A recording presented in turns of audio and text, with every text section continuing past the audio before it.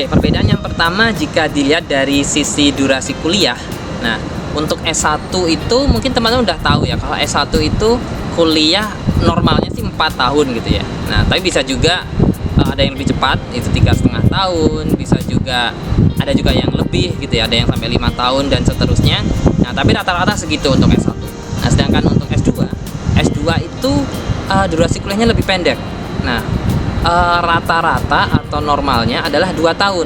Nah, tapi ada juga beberapa jurusan yang bisa 1 tahun ditempuh. Bisa juga ada juga yang sampai 3 tahun gitu.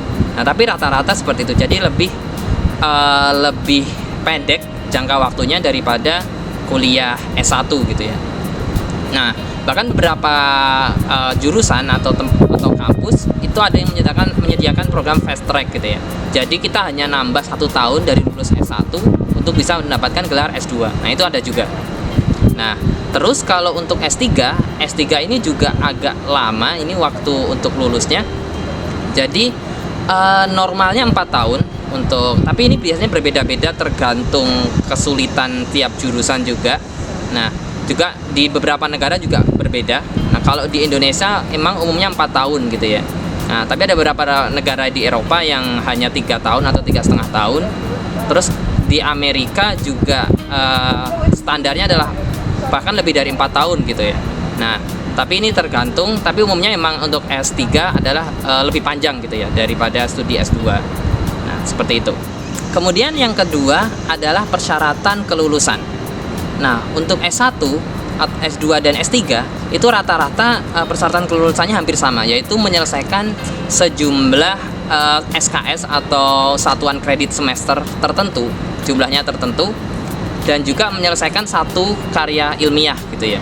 Nah, jadi kalau untuk S1 jumlah SKS-nya kalau di Indonesia adalah 144 SKS. Ada juga jurusan yang lebih gitu ya, atau kampus yang lebih 150 bahkan.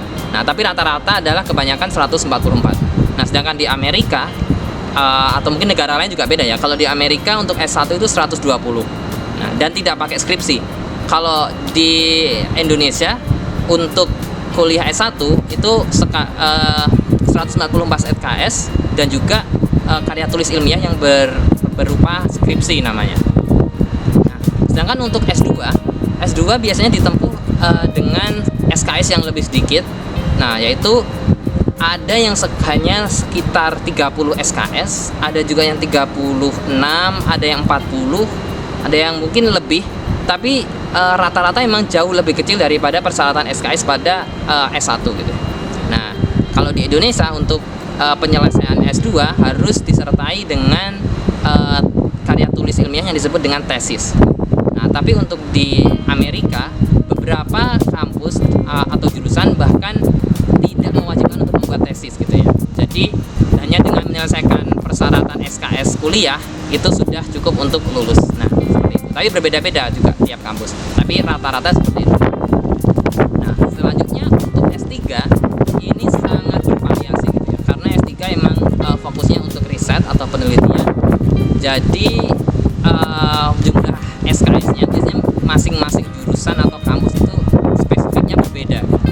Nah, tapi untuk kelulusan semua kampus mempunyai persyaratan yang sama, yaitu menyelesaikan karya tulis ilmiah yang disebut dengan disertasi gitu ya. Nah, atau kalau di Amerika juga disebut dengan PhD thesis atau doctoral thesis. Jadi seperti itu untuk persyaratan kelulusan gitu ya. Oke, selanjutnya perbedaan antara kuliah S1, S2, dan S3 adalah fungsi dan tujuan menempuh gelar tersebut gitu ya. Nah, jadi kalau untuk S1 itu ditujukan untuk mempelajari dasar-dasar keilmuan dari bidang tersebut atau jurusan tersebut gitu, yang ditempuh.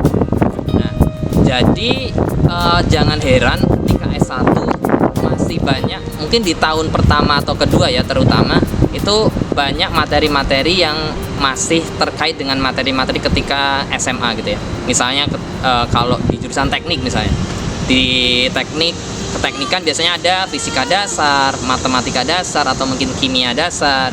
Mungkin kalau di jurusan yang lain mungkin ada biologi juga, ada bahasa Inggris juga. Jadi masih banyak yang mengulang kembali materi-materi SMA, tapi dengan tujuan untuk memperkuat dasar untuk menempuh pelajaran-pelajaran atau mata kuliah selanjutnya yang memakai dasar tersebut di bidang tersebut gitu ya. Nah, sedangkan untuk kuliah S2 adalah fungsi dan tujuannya adalah untuk memperdalam keilmuan di bidang tersebut gitu ya. Jadi S1 itu kita sudah belajar dari dasarnya, belajar dasar-dasar mata kuliahnya, dasar-dasar keilmuan di bidang tersebut. Nah, selanjutnya di S2 adalah dengan memperdalam gitu. Jadi mata kuliahnya akan lebih spesifik lagi ke konsentrasi yang kita pilih gitu ya. Jadi akan semakin dikerucutkan. Nah, sedangkan untuk S3 ini levelnya lebih berbeda lagi, karena S3 adalah mengembangkan keilmuan yang di bidang tersebut gitu ya. Nah, jadi sudah tidak lagi kita mempelajari hal-hal keilmuan tersebut, tapi kita tujuannya adalah untuk mengembangkan keilmuan tersebut gitu ya. Mengembangkan ilmu di bidang kita. Jadi untuk mengembangkan berarti kita harus semakin spesifik lagi gitu ya.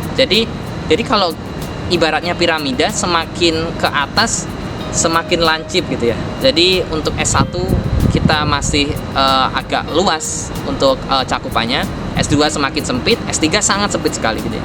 Jadi seperti itu, justru semakin tinggi pendidikan orang, semakin sedikit ilmu yang dibahas, tapi semakin tajam gitu ya. Jadi semakin spesifik dan semakin terspesialisasi di situ. Nah, itu salah satu perbedaannya. Nah, selanjutnya adalah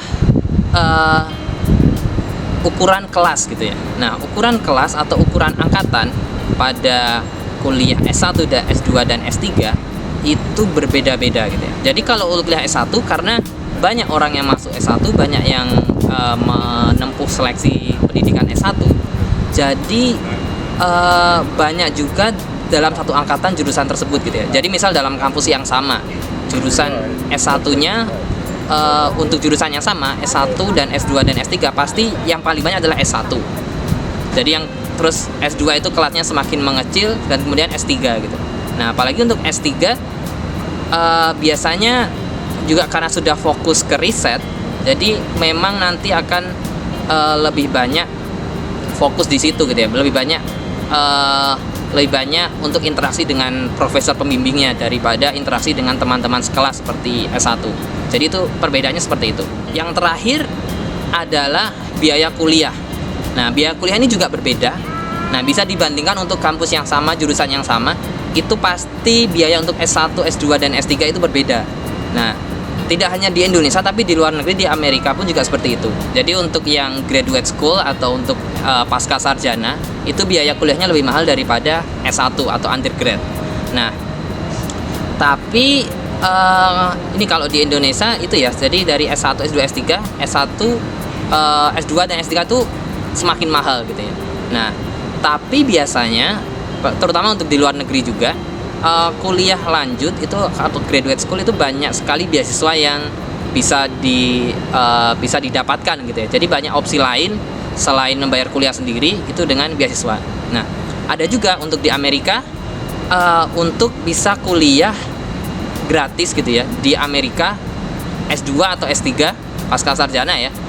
Jadi tapi tanpa beasiswa gitu ya, tanpa LPDP, tanpa Fulbright atau tanpa beasiswa lain, tapi bisa dengan kuliah gratis gitu ya. Nah, kita juga sudah bahas tentang ini di video sebelumnya. Nah, nanti silakan coba dicek di channel ini juga untuk cara untuk mendapatkan atau menempuh kuliah di Amerika gratis tapi tanpa menggunakan beasiswa, yaitu dengan menggunakan graduate assistantship. Nah, seperti itu. Itu untuk biaya kuliah. Oke, jadi sampai di sini dulu video kita hari ini tentang perbedaan kuliah S1, S2, dan S3. Nah, kalau menurut teman-teman video ini bermanfaat, jangan lupa untuk subscribe channel ini dan juga like atau komentar di video ini jika ada pertanyaan. Oke, terima kasih.